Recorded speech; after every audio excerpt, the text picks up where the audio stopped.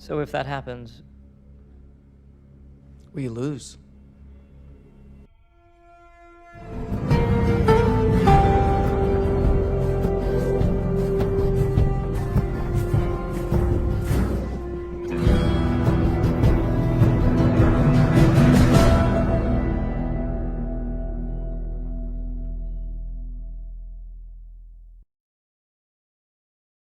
Hello, and welcome to our Last of Us HBO Spoilercast, where each week we'll be reacting to the latest episode of The Last of Us on HBO and talking in depth about what we've watched. I'm Phil, or AK Black and Red, and on this channel I talk about The Last of Us a lot, along with other survival and horror themed games. So if that's your thing, be sure to subscribe. And joining me today to talk about the premiere episode of The Last of Us, we have Emily, who's a traditional and digital artist responsible for the infamous Big Ellie painting that now hangs in the studio at Naughty Dog, and currently working on Big Abby, who I really want somehow to end up on the wall behind me, if that's ever possible. And also Will, who runs Resident Evil Central, which is the largest Resident Evil and horror game account on Twitter, now at 40,000 followers, as well as my co-host for the Horror Game of the Year Awards. You can find links in the description below for everything from Will and Emily, so you can check them out and support their work if you can, which would be fantastic because they're great people. As the name implies, what we're going to be doing going ahead will involve lots of spoilers for the first episode of the series. We're not going to be spoiling anything beyond that in terms of anything that might have happened in the games as of yet, unless if we do so, we will warn specifically ahead of that point. But overall, it's safe to watch if you've not played the games, but if you've not watched the episodes, then you should go and do that first. With that all out the way, should we dive in and talk about the thing that we're all here for and most excited for? So I'm going to pick on Will first and sort of say if you want to talk about your kind of take on what the episode was, how you felt about it, anything particular that stood out, and general verdict. Yeah, no, definitely. But overall, to sum it all up, amazing, absolutely amazing. Everything was so detail orientated, even down to the costumes. When you compare it to what the games look like, they absolutely nailed it. And the biggest point for me was that final point at the end of the episode where the guard catches them and Joel has that snap, and you can see from that whole time period, from when that initial time he lost his daughter, what he's gone through, and that one moment it's just triggered him back, and that one memory, you can really see how it's affected him, and it's amazing how they've got that across so quickly. It's they've not had to build that up. It's the first episode. It's there. We know where we stand, and it's that point where Elle is now become his daughter. So it's no, fantastic. Absolutely loved it. Good stuff. Emily? To build off on that as well, in that scene, the look that Bella's version of Ellie gives Joel as he's just wailing in on this guard, it's like she has that like tipping point of just, you see it in her face of like, oh, like someone's protecting me, and I kind of like how like violent they are about it. Like she really conveyed that emotion that like we honestly didn't even really see anything like that in the game. So seeing just that quick like reaction just added so much to like what's to come, because obviously we know, but I feel like for new viewers just seeing that, it's like it's really going to show going forward like how everything's going to play out for them. Yeah, absolutely. So, I mean, do you want to talk more about your general feelings on the episode, or is that? Yeah, no, I loved it. I think like they really like I really enjoyed the intro. I thought the build up with Sarah and with Joel and like developing the dynamic between her, Joel, and Tommy was really nice. I especially liked how they developed Tommy. I think throwing in like he gets into trouble, he's not totally responsible. Joel's kind of holding it down for all of them. I really enjoyed that. And it's been a while since I've truly been spooked by The Last of Us. Like there's obviously moments in part 2 and moments in part 1 when you're playing that still kind of get to me, but like watching like the way the outbreak is kind of just like lingering in the background as Sarah's just going about her day like that I loved that. So I'm really excited to see what they do going forward, because this is only the first episode, and the fact that it was just that good in my eyes, I'm completely sold. Yeah, yeah, and I think just to kind of build on that from my point of view, that was one of the things that stood out for me, because I know a lot of people had kind of said ahead of this that like this was almost guaranteed to be good because there was a good story in the games and all that sort of stuff beforehand. And while that's kind of true, I think there was always that challenge of like a lot of the stuff, and a lot of the reason why we care about Joel and Ellie is because we've been Joel and we've been Ellie in the second game, and it's a different kind of immersion. It doesn't work until you've not got a controller in your hand. You're not that character. You're just watching kind of a whole scene pan out.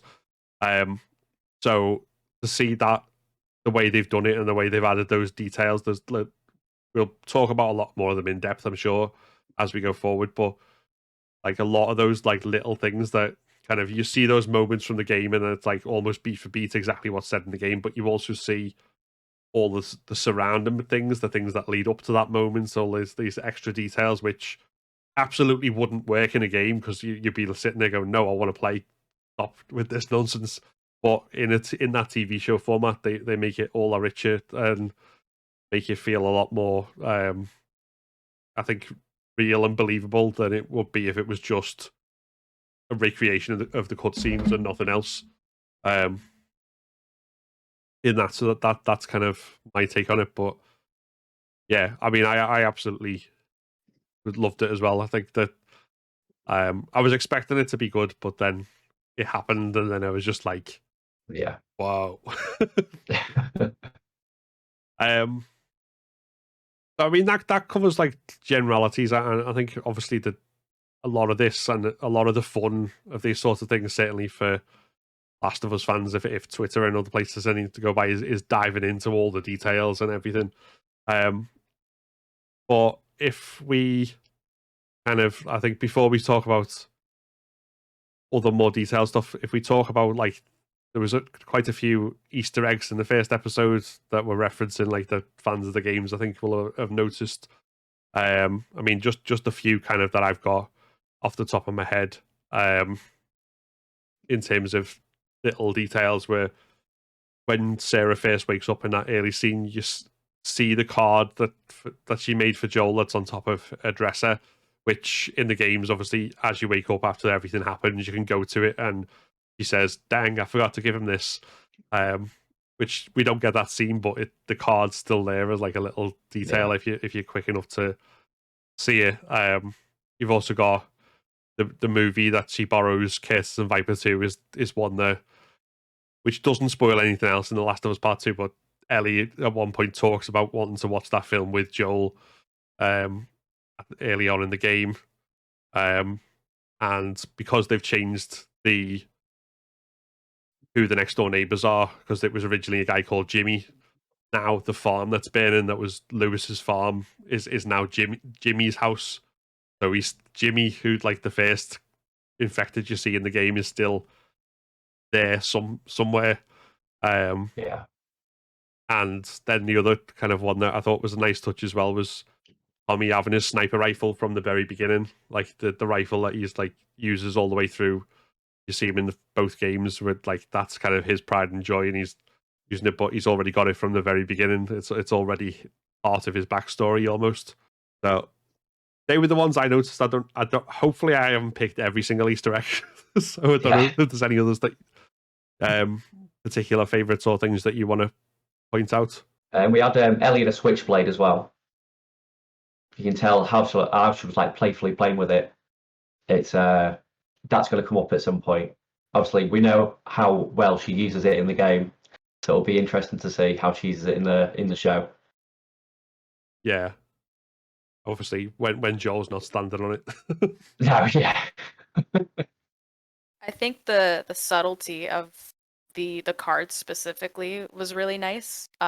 Obviously, again, even with Tommy and the sniper, like, of course we know what all of that means, but just like I like that they're just kind of putting those smaller things in just as like a part of everything rather than like making them a big focus, because it's just like once you notice it's there, it just like it adds so much more to what's actually going on. And even like the way they changed with Curtis and Viper, where like originally it's just like Sarah gives him the watch and that's it. Like the watch itself, actually, let me cover that. The whole meaning of that changes as well, because now it's not something she buys, it's something that's repaired. So I think like that being a symbol from the games that's included still, but like slightly tweaked, is really nice. Yeah, absolutely. And it gives you that more of obviously, because that he asked the question about how she gets the money for it, and like she makes the joke about the drugs, but then you actually get to see a bit more of that, and it shows like the sort of a lot more of the life that was and that they've now lost, whilst also subtly. And I think that a lot of it was very subtle in terms of like giving the hints of about what was to come, because while she's doing it, obviously the watch repairman, like his wife, comes in and starts telling them that something's going on. They close up hurriedly and everything else. So it feeds into both the characterization and the world building in that way. It was also Elle's reaction to the watch when she tells Joel, "Oh, your watch is broken," and it was just his reaction was completely deadpan. But you can tell how sensitive he must be about it. Yeah, which again, like was another one of those moments which was, although it happened in a slightly different order, it was still basically lifted from the game at that point. Yeah. I mean, without going into looking up a video on YouTube of like, here's 101 Easter eggs that you might have missed or whatever. Anything else you can think of in terms of like Easter eggs specifically, that hidden like little details like that? I know there was the clicker at the very end as well. On the, I don't know whether you saw that. I had to look twice when someone posted a tweet about it, when you see the two buildings at the end. Yeah. I think even like the implication of how much music means to The Last of Us, like with Joel and his radio, and like I need to give it a second rewatch, of course, but the music being categorized from 60s, 70s, and 80s, and like what all of those mean. I think that was a really cool touch, and I think that was a really cool way of introducing Joel's love for music that'll eventually turn into Ellie's love for music and how they share that with each other. Yeah. And we got a glimpse of his guitar in the house as well, briefly. Yeah, it also showed how quick thinking Ellie is as well. When what song was playing when he woke up. Yeah, I thought that was funny. 80s means trouble. Yeah. So yeah, I mean, the thing we want to talk about in a lot more detail is beyond these little details, is the kind of world and the story and everything that happened in the episode, because we had, as I mentioned, a lot of scenes that have been lifted basically straight from the game. So we had the Joel and Sarah, the banter about the watch. We had the death scene, obviously, the way Ellie reacted with Joel sleeping, and then the testing scene at the end when Joel and Ellie and Tessa held up. But we've also got a lot of stuff that's built on what we've seen in the game and gives it a lot more depth in there. So, I mean, we mentioned about Sarah buying the watch already, but I think the other thing in terms of the prologue, the other big one was that obviously the next door neighbors, the Adlers, I think was their surname, if I remember correctly. And particularly Grandma Adler, who was absolutely the standout star of that whole sequence, I think. So if we start there, we talk about that. Yeah, no, it's the whole brutality of it and how quick the infection goes through everyone. Like you hear it on the radio earlier in the day, and then we get to this point at the end of the day, and it's just how brutal it is, how brutal the world is just the way how it infects as well, and how quickly it affects. I think it really shows. Yeah, I mean, my favorite scene was that one where the grandma's out of focus, out of frame, and like you see Sarah looking at the video. You can't entirely see, but you can see that she's twitching and something. No. That was like, you think she's about to rise up or do something, or be really curious to see if at some point they actually show like what the hospitals are like or were like during the outbreak, and how like people like who were just starting to get sick were like acting on it. Because obviously, like you were saying, you're pointing out the old lady and how she's got these like tendrils coming out of her mouth, and like I wonder what the infection would look like the way that we see it in the game, and how they would slightly change it or differ it, like with the way the tendrils start growing out of your mouth, or what was the other thing? There was some just overall just like the sickness in general. Like I like the changes that they made, but I would want to see um otherwise the chaos of what the healthcare system looked like. Yeah, ground zero, that sort of thing of like, because that's always the thing where people in emergencies, people flock to certain places, hospitals, police stations. They're the main two. There'll definitely be others, but that makes them the most dangerous places. And you've got these people, particularly people who would come in potentially bedridden or not able to move if they're like, and then because the fungus takes over them and it kind of takes over every aspect of them. So whatever's stopping them from being able to walk is like, if it's physical pain, that kind of drags them past it, because like there's only one imperative, which is to find a way to infect and to jump around. And I mean, the way the guy moved who was chasing Joel and Sarah in that last scene. Oh god, yeah. I'm not sure how how well I'd fare against runners who were that agile in the game. Yeah. No, I'd be gonna straight away. Especially because it seems like just from what we saw, it looks like they were like the infection kind of just like reached its like beginning point. So like visibly they didn't look like totally crazy the way obviously runners eventually start to look. But just it gets horrifying seeing just like a completely normal looking person acting in such an animalistic way. Yeah. Well, we'll come on to that, I think, as well, just to mention, because we've not really seen beyond the outbreak. We've not actually seen any infected yet. We've not seen what the infected really look like 20 years later at this point in the show. So like, because it's all been the quarantine zone, fireflies, Fedra. Yeah. So that, I think that's another thing that they're kind of going to be drip feeding us on, and I really hope they lean into the horror elements of that. I must say, like in terms of how they do it, it seems like they will with the clickers at least, but even the other, particularly with the tendrils and the how people get kind of drawn into the big web of fungus on the walls and that sort of stuff as well. That there's a lot of potential there, I think. But before we get onto anything like that, sticking with the kind of start of the outbreak, obviously the main thing that I think a lot of people focused on was the Adlers and everything that happened there, and with the dog being able to run away this time rather than just being aired, making a painful whimper as it died, as it did in the game version. We also had more backstory about why Joel wasn't in the house at the time, because Tommy rang him up because he'd been arrested for fighting someone who had been infected, it sounds like. Yeah. Yeah, he got away lightly.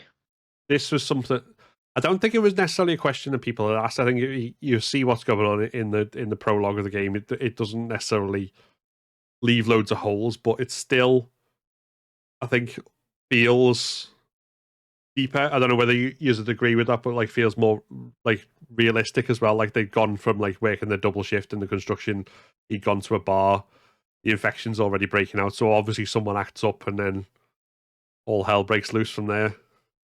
And speaking of hell, I think that's the general kind of thing, that the outbreak itself, that moment of everything happening was just a lot more chaotic. Oh yeah, 100%. When you just got, it's just for like it felt like 5-10 minutes of just constant screaming and shouting, and you couldn't quite make out what's going to happen. It really did show the downfall of society quite well. It almost felt like seeing the way that they portrayed it in the show, like like, yeah, that would happen. Like a plane would crash like that. Like the amount of chaos that like originally like you wouldn't really think would go on because you're just so used to seeing it how it's portrayed in the game, but like seeing more than just like a building on fire or like people running in the street, like seeing like the way the sound was designed too, I found was a really big part of it. But I did enjoy seeing how like we were saying before, how it kind of built up during the day and then all of a sudden it's like nighttime and like people that were probably infected earlier and didn't realize, now it's all starting to really come down on everybody, and now you're seeing like it all just the collapsing at once. I really enjoyed how they did that. Yeah, it's again just kind of a way of, I think, particularly I'm conscious that like all of us have played the game, so we know broadly what to expect, and yet it still manages to keep us on our toes, and in a way as well, it doesn't feel what's the right word? It doesn't feel like it's trying too hard. It just like, yeah, plain fall out of the sky. Although that absolutely would be a moment of, oh crap, you know, that probably more so if you were on the plane, I imagine. Yeah. But yeah, that sort of thing. So, I mean, any more like before we get into 20 years later, any more kind of in terms of how they did the outbreak in that first half hour? Any more things that kind of stood out to you, or that warrant more discussion on those areas? Do you think? I don't know if it was just me, but I felt like the sound from to the guns being fired, it really like it made me look. It was like it was amped up. Like usually like in video games, obviously it's you expect it, but it felt like you were there in that moment, and it really struck me, especially when Tommy fired his shot at the guard. It really made me jump. About you, Emily, any more bits on the actual outbreak part of the show? I have most of my thoughts down, but I feel like the more we talk, the more I'll kind of be reminded of little things. But mostly just like we were saying, with just all the chaos of the planes crashing and the screaming and all of that. I think that really was enough. And then obviously we kind of moved on. We had the moments like I no matter how many times I've seen that, I felt myself welling up again once it actually happened. And I think one thing that's probably worth noting there is that like Pedro's performance compared to Troy Baker's was different in some ways, because I know there's an old, if you've ever watched the kind of making of documentary about The Last of Us that Naughty Dog put out back in 2013 when it released. That scene with Joel and Sarah was one that they recorded like multiple takes of over and over again. And like they show some of the clips of the motion capture and stuff, and Troy gives it his all, and like he's screaming to the skies and like proper outpouring of emotion. He's saying he felt emotionally drained by the end of it. And then once they finally said they were done, the guy called him back to re-record it like a few weeks later or whatever, and he was like, no, I don't know whether I'm ready for this. And then like he'd done a couple of takes, and then Neil Druckmann pulled him aside and went, yeah, don't try and be like, over dramatically. It's just hit this beat, hit this beat, hit this beat, and make it. And it was more subtle performance, and it kind of reined in to the one we got, which definitely works better than the initial one. Although the initial one is very dramatic and very emotional. Like it was more muted, and I think it worked in that. But this was still muted, but there was a bit more like animation in it. Like you could see, like when Pedro Pascal's holding Nico Parker, who plays Sarah, and like he's rocking back and forth a lot more, and there's a lot more kind of intensity to it as well. Which, again, like it's a fantastic performance. It did move me in the moment, but I don't know whether there's more meaning to that than it just it being a television performance in a slightly different setting compared to a game performance. But I just thought it was just something worth noting there about obviously that quite crucial moment that has probably been examined 1,000 times over. Oh, 100%, yeah. It was like Tommy's reaction as well, because obviously while she was still breathing, then it panned to Tommy, then Tommy knew instantly what happened. But then Joel still carried on and still was like, come on. And it felt like it was over a bit quicker, because obviously in the situation that they're in, they've got to go quickly. Yeah. Oh, and that you just reminded me that as well, like the extra line that was in there where he says, "Tommy, help me." Yeah, that was that was like, yeah, you felt that one. You felt that. I think the like you were saying how Troy's original performance was like very dramatic and over the top. I think it pays off better seeing Pedro do it in the show just because of what else is going on at the same time as Sarah dying. I think all those elements really add up on top of it because obviously, like, you know, his child just died in front of him, but you have the overwhelming amounts of chaos all going on. But even I want to point out how Nico perfectly like recreated what Sarah does in the game, but by like even more than what we see. Like her reaction, she doesn't die as fast as Sarah does, but like her emotion, how distraught she is, and like she doesn't know what's going on. She's already panicked about everything happening around her. And now she's just been shot and she has to process this, but like she's incapable of doing it because she doesn't have the means to survive it. I think her performance in parallel with Pedro really sorry, I just lost my train of thought. I just think like the show like capitalizes on like the dramatics of it a lot more, and I think it does more justice to it than what we would have seen in the game. But yeah, I think out of the two of them, I think I really liked the way Nico portrayed it. Yeah, absolutely. And I think that as well, kind of as we go into the next scene, obviously when it cuts to 20 years later, this is again another contrast where rather than seeing Joel wake up from a nightmare, we see this very different scene where we don't initially know what's going on. We've got the outside of the quarantine zone, and we've got this child walking in who's stumbles and is obviously infected, as it turns out. And then Fedra like kind of calming them down and before giving them the lethal injection. And obviously, what that's all building up to is that you know that's a child when the woman on the work duty kind of refuses to pick her up, and that in that moment, rather than just seeing Joel like going round and wrangling people as a sign of how he's becoming, you sort of see he's got another child in his arms, and this time there's no hesitation as he just throws the body into the fire. In that moment there.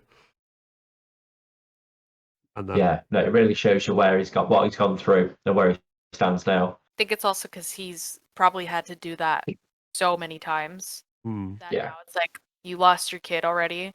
There's nothing else for him to possibly lose. So anything having to do with the death of a child is just like, yeah, this has already happened to me. I've already dealt with this grief. I can't really sit here and imagine, God forbid, this was my kid. It's just he's already dealt with the loss, so now he just can take it better the way compared to the way someone else can. And then obviously it's just a job. It's just a way to get more ration cards, as we see. From I initially like when I very first watched that, the guy who plays the Fedra guard who's handing out the ration cards really looked like W.L. Brown, who's the guy who plays Bill in the game. It's not. I just got overexcited in the moment. But I just thought I'd mention that because initially I was like, "Oh, that's another little." And it absolutely wasn't an Easter egg. That was just me going, like, gruff-looking man. But this kind of the Joel doing the work duties and getting the ration cards, and then afterwards we see him talking to the guards and like bribes. He's obviously trying to get a battery to go into a truck. And there's drug deals involved as well as other stuff. And this gives us a lot more detail about what kind of stuff he smuggles, because we see this in the game. There's mention of like things like pills when they talk about it from Bill bringing in shipments of pills. And then like the main thing that we know they smuggle is guns, because that's why they were hunting down Robert in the game. But this, we get a lot more detail of, like, what it is, like the actual thing that they do in the quarantine zone, Joel and Tess. So adding more depth to that. So I think my questions there are like, one, what you thought about that in terms of how it changed things and how much it added to that, but also how you feel about the different motivation that Joel has in that moment, because obviously this time it's not a shipment of guns that have been stolen, it's a battery that'll allow him to go and find out what's happened to Tommy. And I think that does have a different connotation for how the story's approached in terms of that, and obviously Joel's character like pushes it in maybe a slightly different direction. So any kind of thoughts on that side of things? I think to follow on from what you said, it definitely fleshes out the world of the quarantine and what's happening there, and it feels real. Do you know what I mean? Like it could actually happen. That's what it could actually be like. And seeing what Joel's gone through and probably what he's lost over the past 20 years, he just wants to keep on hold of Tommy. That's his one last thing to keep him on this world without him going completely. Because obviously he's built up that reputation now, hasn't he? The way everyone's talking about him. I think the inclusion of Joel also drinking and taking the pills adds a lot to it as well, because in the games, like when we know he's a smuggler, we know drugs and stuff are involved, but not to the degree that we actually see it in the show. I personally never took Joel to be someone to actually like partake in it as well. I always just thought he was just a smuggler trying to get by, whatever. So seeing how like it still impacts him with the implication of like drinking and taking the pills, I think it was more to do with like the stress of finding Tommy, but like overall just like the stress of the environment of the quarantine zone, because it's arguably looks so much worse in the show than what we actually were led on to believe. So seeing that he does struggle and he isn't just completely hardened and he just kind of acts like he has no emotion, no regard for anything, that was a nice touch. Yeah. I mean, what's your thoughts about the fact that Tommy is kind of the search for him is like forefront as far as his motivations quite this early on? Is that something that you think adds more to what you were just talking about the kind of his hard man thing being like a facade to like kind of protect himself from having to feel too much? Do like that they included the Tommy bit, because it still shows that like Joel still has something that he's holding on to, regardless of what his intentions are with finding Tommy and like what the purpose is in that. I think just him having the closure of Tommy still being around, even if Tommy, doesn't want to talk to him or isn't interested or whatever it may be that they do in the show with it. I think still having that little bit of like hope is like Joel's humanity isn't completely lost. It's just he interprets it in a different way now. Yeah, and I think kind of coming back to that point, because I think like the point that you made there about it, the way it being a coping mechanism and everything else, it makes a really good point as far as that goes, because we do see some of that like a lot more subtly in the games. Like we see moments where kind of like Joel will turn to Ellie and like ask her like what does the Fireflies want with you, and he'll show some level of concern, and then Tess will kind of intervene and like be all business, and it kind of pulls him away from it. But it's like I say, it's subtle enough and it's background enough that, especially when in the intervening time, you're spending your time crouching and wandering around and like murdering lots of people, it doesn't necessarily always convey in the same way, because that's part of obviously how games work with that stuff. So it does kind of show it. It makes that it kind of underlines that point. So like I think that's a really good point there as far as that goes. And once you bring Tess into it as well, and obviously we're now more explicit that they're a couple, even if it's not necessarily the most affectionate relationship in the world. Although I will just throw it out there because I think it's an important detail that Joel likes to be the little spoon.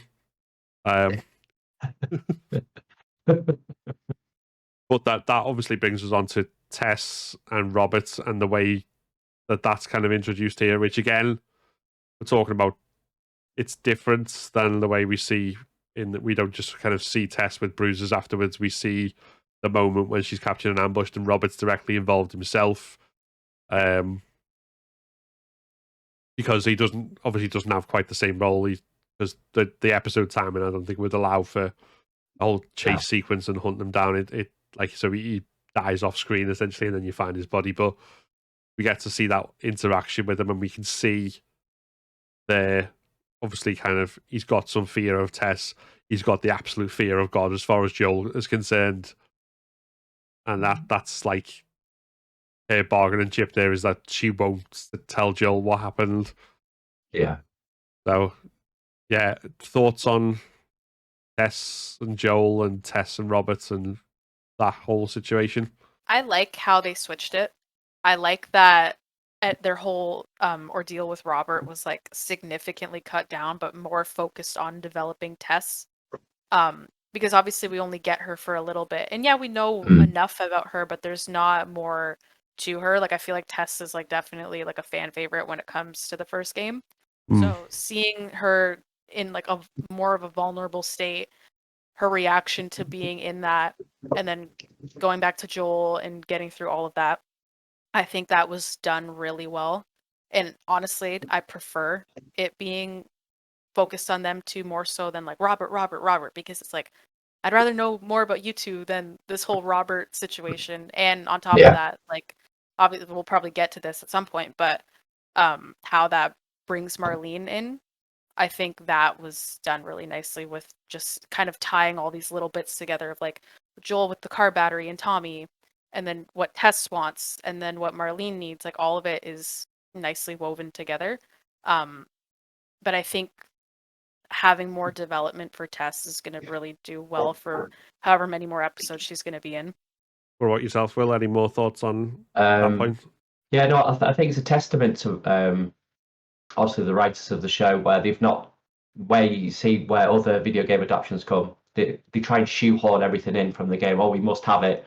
Whereas they've thought back and gone, no, what will work in this screen time? And they've done it fantastically. They've made it flow, and obviously say point out the key characters that you want to know more about. As if you're someone new to the franchise and new to the show, you want to know about these particular characters, and they pinpointed them out really well, and you can tell where the story's going to flow.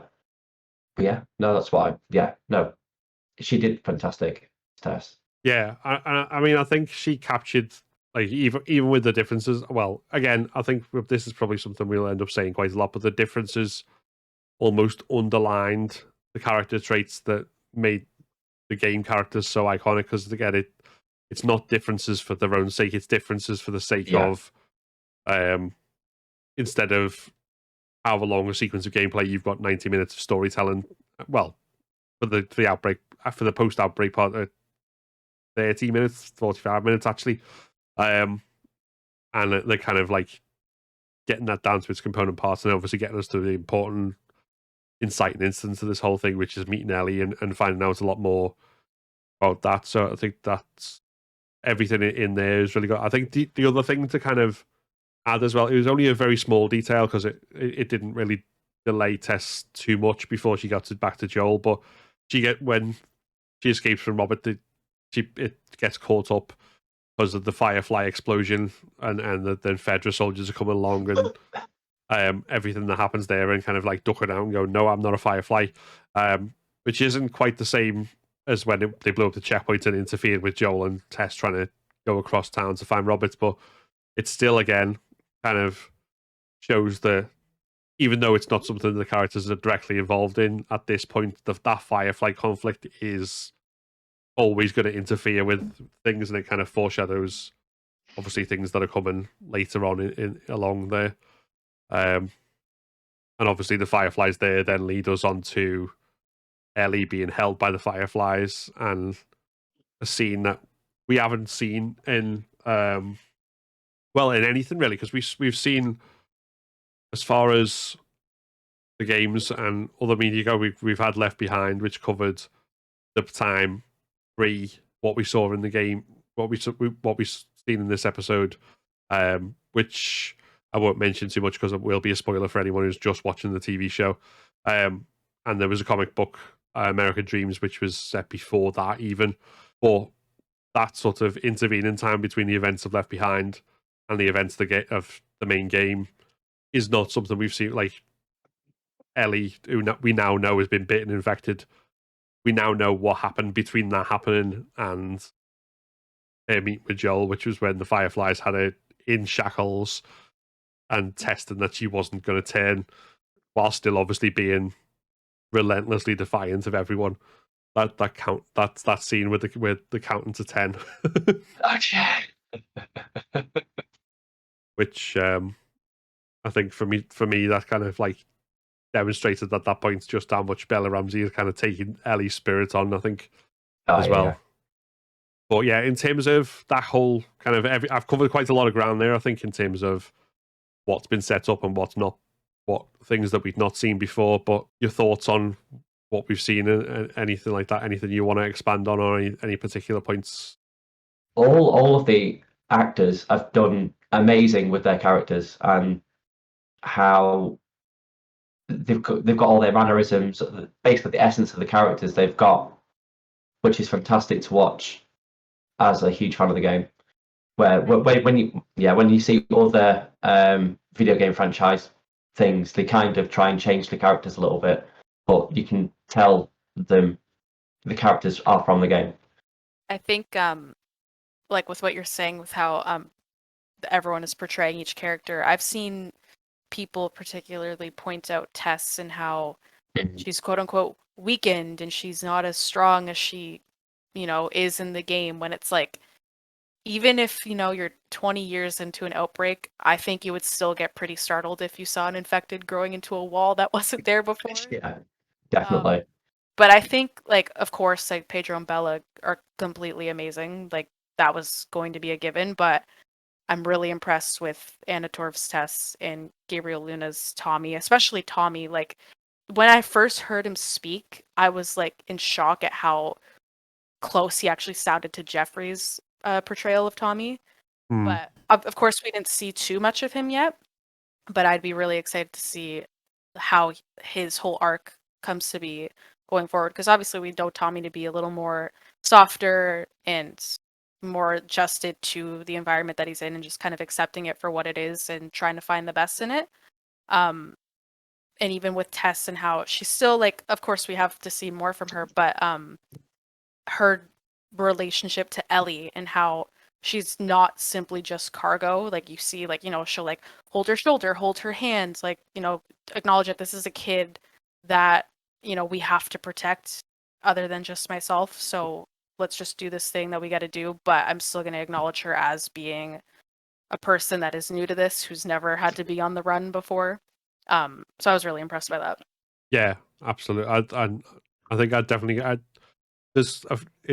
think there's more than a couple of performances that definitely stand out in what we've seen. Like, there's no one who kind of brings the cast down. It's all absolutely stellar as far as that goes. Like, top performances, and they all obviously dealing with established characters that have got their own kind of way about them in the game. They've still managed to bring something unique to them while still capturing that essence as well, because I think it's always important. It's always difficult, but also important, I think, that you're not just a carbon copy of a different person's portrayal without obviously being a completely different character. It's there's that really fine line to walk, and I think, I mean, the only person who doesn't have to do that really is Mail Dandridge, because she played the character in the games, Marlene. But again, still a great performance, and I think also, like, as Marlene, being able to see a bit more of that kind of connection to Ellie before she hands her off, in terms of like where she introduces herself, and like there is some backstory there that Ellie doesn't know yet, that's kind of been revealed. And then there's also that there's a level of sassiness is there as well, like when they're talking about whether or not to take the job, and she's like, you take the time you need to talk, but I am bleeding out. Yeah, I really liked how they made Marlene wittier.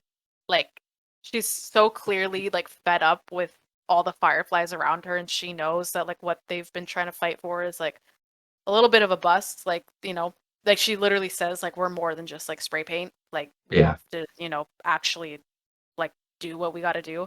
So I like that they gave her that little bit of like leeway to just be kind of sick of everyone's shit and how she just needs everything to be, the way it should be.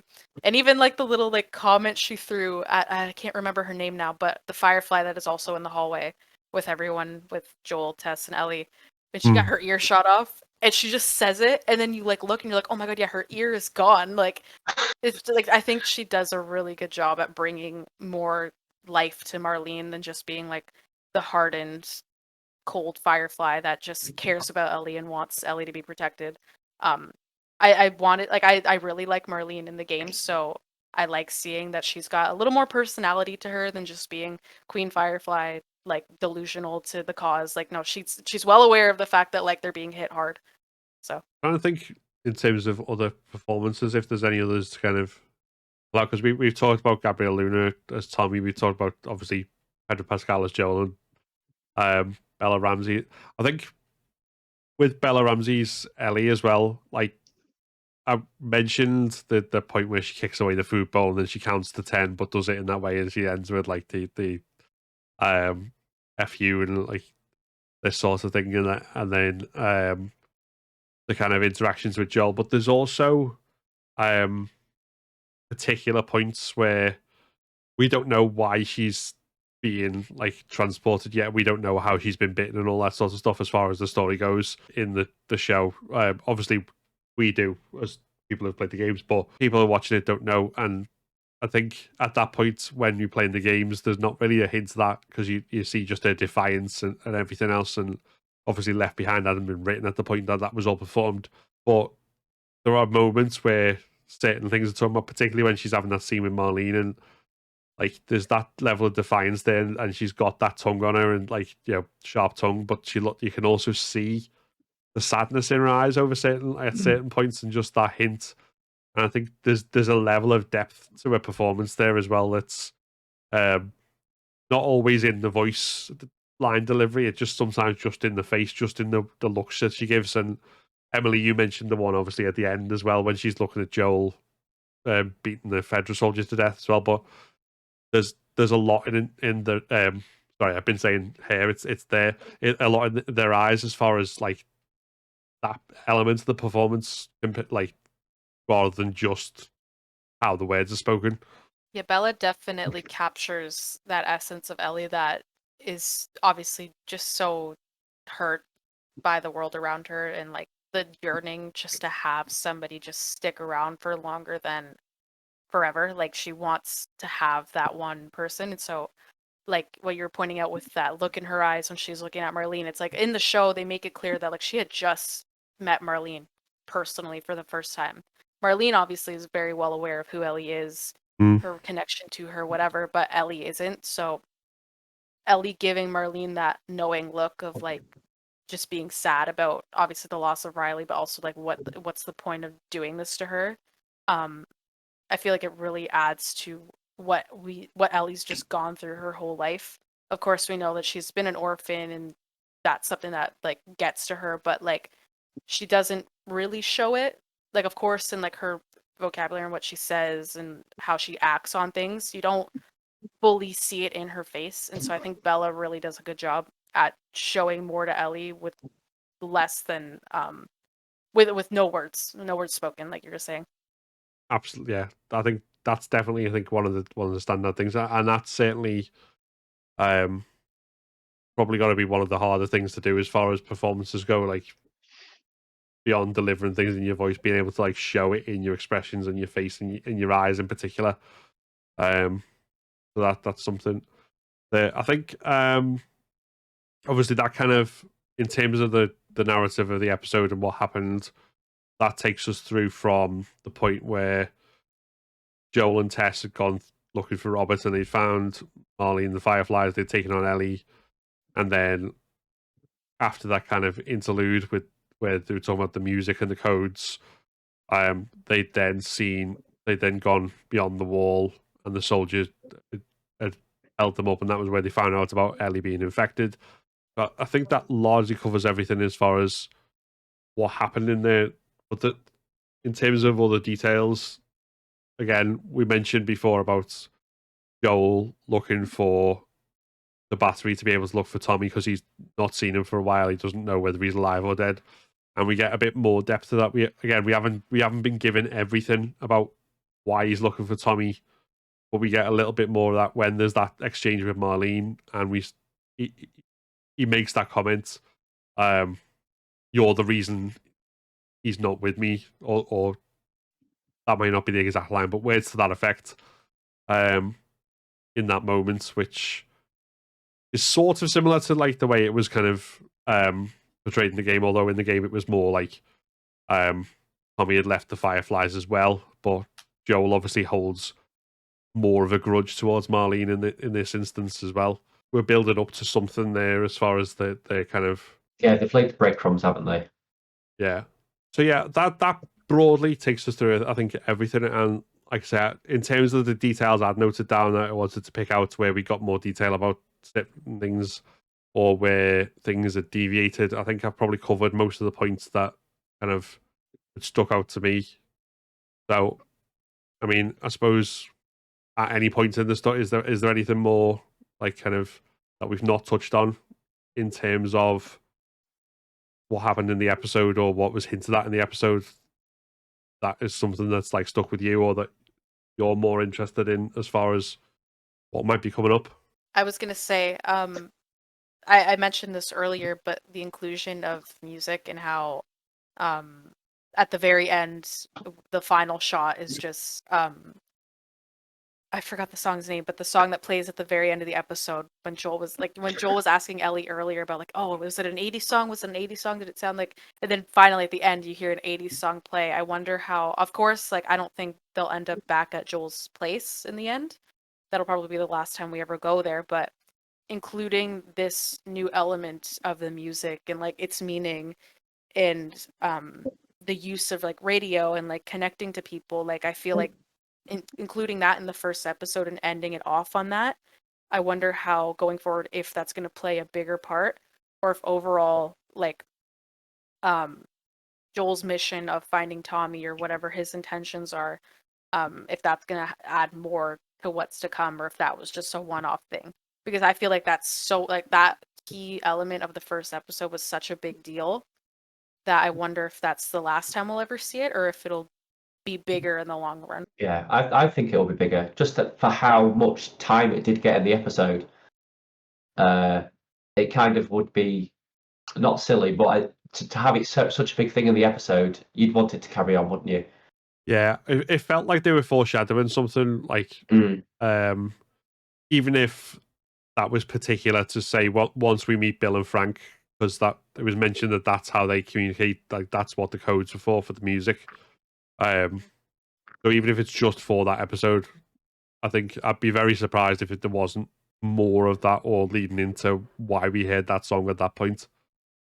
That probably brings us, before we get onto like final thoughts and like wrapping things up, I suppose, after the episode ended and we've seen clips and we've got like loads of hints like from releases about like different episodes will contain different things. We've seen some of the stuff in the trailers, but we also got this kind of look at what's coming, with hints of various areas, including like meeting Tommy again, meeting Bill and Frank.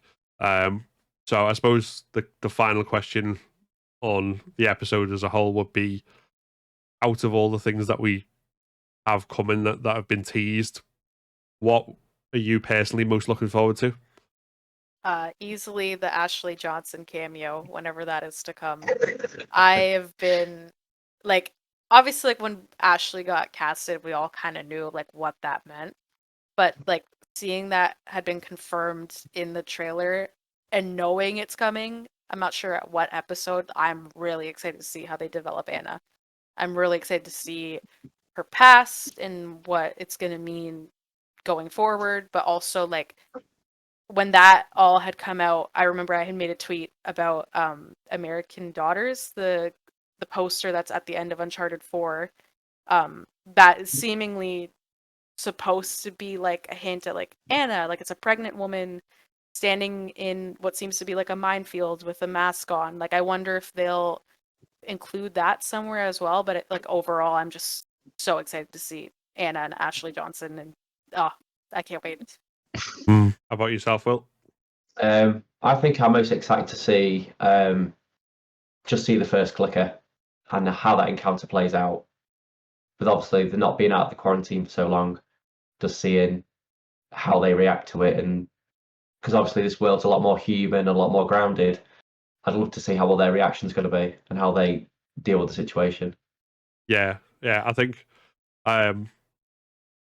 just kind of on those 2 points before I talk about what my favorite is, like I think seeing the infected for the first time, and particularly, I mean, I think the clickers I'm looking forward to, although I'm probably also definitely looking forward to seeing the bloater in action as well, in particular, especially after that teaser shot that they gave us. That's going to be something incredible. And alongside the Ashley Johnson cameo, where she's playing Ellie's mother, we also know that Troy Baker is playing James. And again, trying not to spoil it for anyone who doesn't know what's coming, but also to try and like say it so that people who do know what's coming know what I'm talking about. My kind of wonder there is there's obviously James interacts with Ellie in the game, shall we say, at particular points. So there's that, or alternatively, there's another character in his same faction who interacts with Joel, and obviously, depending on how they wanted to play it, they could swap James around so he could have that interaction instead. I'm being very coded here, but I'm sure anyone who's played the game can easily decipher what I'm talking about.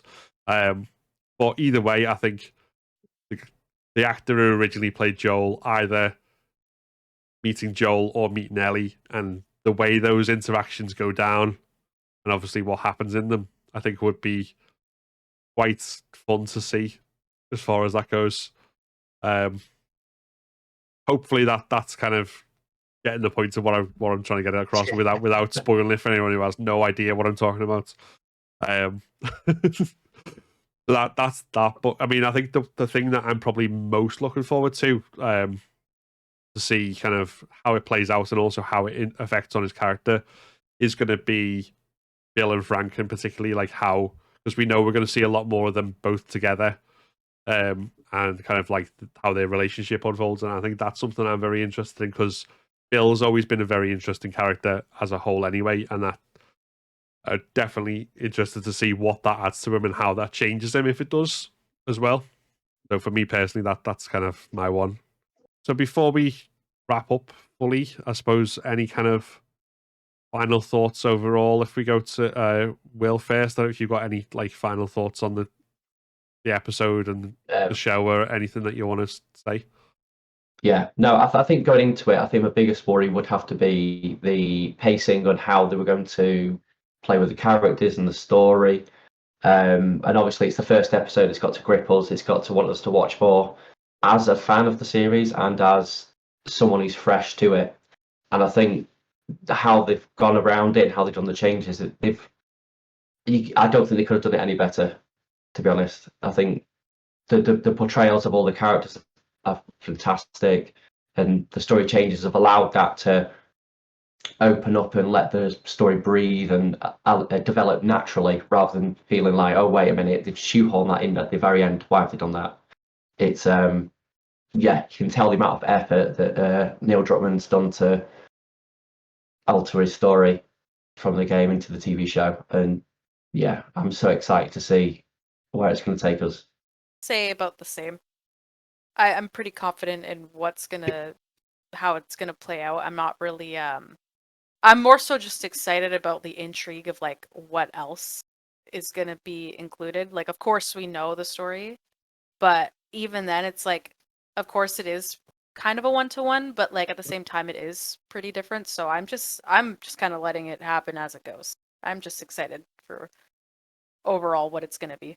Yeah, and I think I'd echo that as well. Like, everything so far has impressed me greatly. There's not really anything that's been kind of a disappointment. Everything's like been really kind of put me on a high about it and excited about it, and definitely I think I'm going to be rewatching it over the next couple of days before the next one comes out. And obviously once that drops, I can't wait. So looking forward to that. But with that, I think that's obviously everything for this week. So we will be returning each week for each episode of the show. Hopefully Will and Emily will join us on many of those, but we'll also have other guests coming along as well. So there may be more of us on this panel discussing it and have a lot more to say, particularly as the action and the excitement ramps up as we get through the next 8 episodes. So thank you again to Will and Emily for joining me. And as I said before, do check out the links in the description. Make sure you show them some love and support. So if either of you have got anything particular that you want to plug, now is the time to do it. No, you can just find me on all social medias on just with Wrestling Central. You find me everywhere. Yeah, you can find me on Twitter at Guacamole. You could find me on Instagram at Art by Guacamole. I'm pretty much the same name everywhere you go, but Twitter is mainly my home. So if you want to see some cool Last of Us art, that's where I'll be.